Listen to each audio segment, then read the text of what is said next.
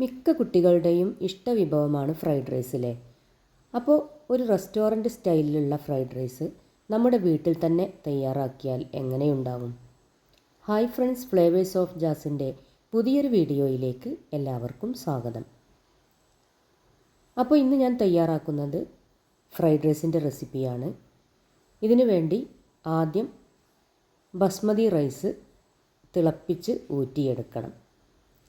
പിന്നെ കുറച്ച് മുട്ട ഒന്ന് ചിക്കിയെടുത്തിട്ടുണ്ട്. പിന്നെ കുറച്ച് വെളുത്തുള്ളി അല്ലി ചെറുതായിട്ട് അരിഞ്ഞു വെച്ചിട്ടുണ്ട്. പിന്നെ കുറച്ച് ബീൻസ്, പിന്നെ കുറച്ച് ചിക്കൻ, പിന്നെ ക്യാരറ്റ്, പിന്നെ സ്പ്രിംഗ് ഒനിയൻ. ചിക്കൻ ഉപ്പും കുരുമുളകും ഇട്ട് വേവിച്ച് വെച്ചതാണ്. ഇതിനു വേണ്ടി ഞാൻ ഒരു കടായി സ്റ്റൗവിൽ വെച്ചിട്ടുണ്ട്.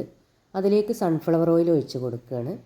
എന്നിട്ട് ചെറുതായി അരിഞ്ഞു വെച്ച വെളുത്തുള്ളി അല്ലി ചേർത്ത് കൊടുക്കാം. എന്നിട്ട് അതൊന്ന് കളറ് മാറി വരുന്ന സമയത്ത് അതിലേക്ക് ബീൻസ് അരിഞ്ഞതിട്ട് കൊടുക്കാം. അപ്പോൾ ഇത് കുറച്ച് സ്ലൈസായിട്ടാണ് ഞാൻ അരിഞ്ഞിട്ടുള്ളത്. പിന്നെ ഇതിലേക്ക് ക്യാരറ്റ് ചെറുതായി അരിഞ്ഞത് ഇട്ട് കൊടുക്കാം. എന്നിട്ട് അതും കൂടെ ഒന്ന് വഴറ്റിയെടുക്കണം. ഇതിൻ്റെ കളറൊക്കെ ഒന്ന് ചേഞ്ചായി വരണം.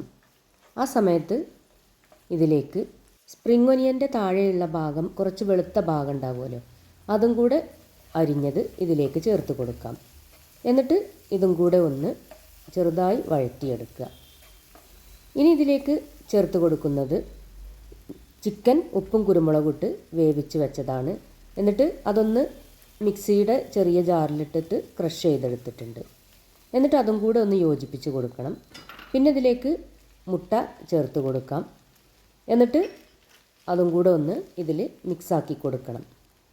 അപ്പോൾ ഈ ഇൻഗ്രീഡിയൻസ് ഒക്കെ ആദ്യം തയ്യാറാക്കി വെക്കുകയാണെങ്കിൽ ഫ്രൈഡ് റൈസ് ഉണ്ടാക്കാൻ വളരെ സിമ്പിളാണ്.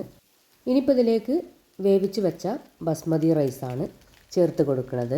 അപ്പോൾ ബസ്മതി റൈസ് നന്നായിട്ട് വെന്ത് പോവരുത്. ഏകദേശം 80% വേവായി കിട്ടിയാൽ മതി.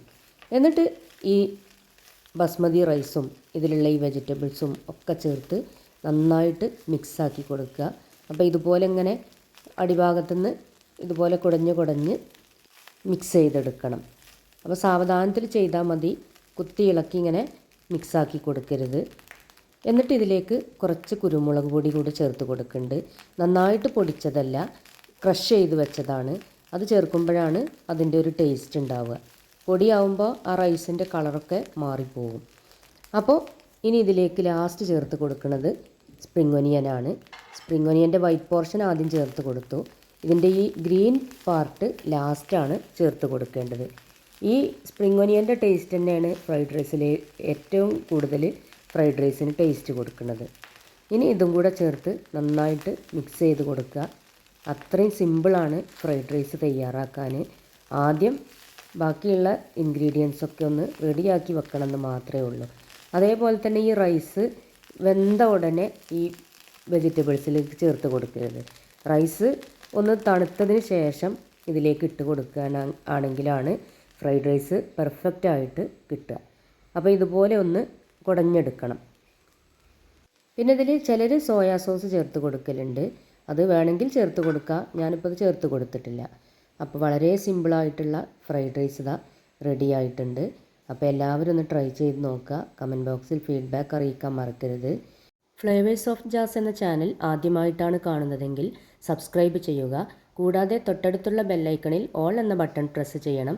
അപ്പോഴേ ഞാനിടുന്ന പുതിയ വീഡിയോസ് എല്ലാം നിങ്ങൾക്ക് നോട്ടിഫിക്കേഷൻസായി ലഭിക്കുകയുള്ളൂ. വീണ്ടും പുതിയൊരു വീഡിയോയുമായിട്ട് ഞാൻ വരാം, ഇൻഷാ അല്ലാഹ്.